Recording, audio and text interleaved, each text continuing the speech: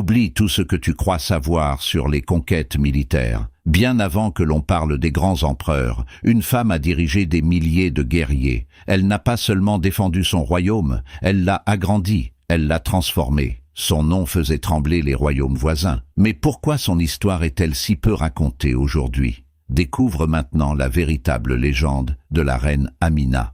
Amina naît au XVIe siècle dans le royaume Haoussa de Zazzau, actuel nord du Nigeria.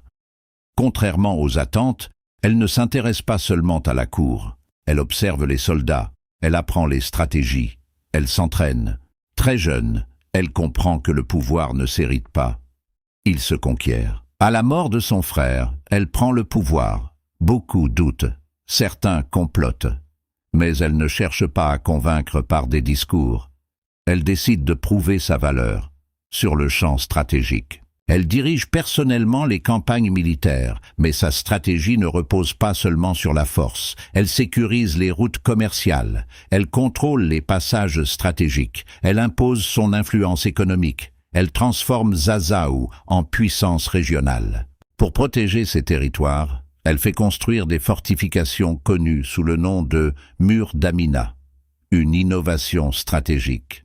Elle ne pense pas seulement à conquérir, elle pense à durer. Son nom devient légendaire. Les récits la décrivent comme invincible. Les royaumes préfèrent négocier plutôt que combattre. Elle devient plus qu'une reine. Elle devient un symbole.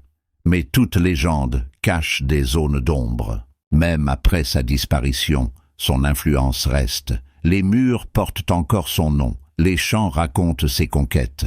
Elle a redéfini ce qu'une femme pouvait accomplir dans son époque. Mais la vraie question est, si elle vivait aujourd'hui, que conquérirait-elle? Penses-tu que la reine Amina serait devenue encore plus puissante à notre époque? Écris dans les commentaires ton avis. Like et abonne-toi pour me donner la force de continuer cette série et révéler d'autres héroïnes africaines oubliées.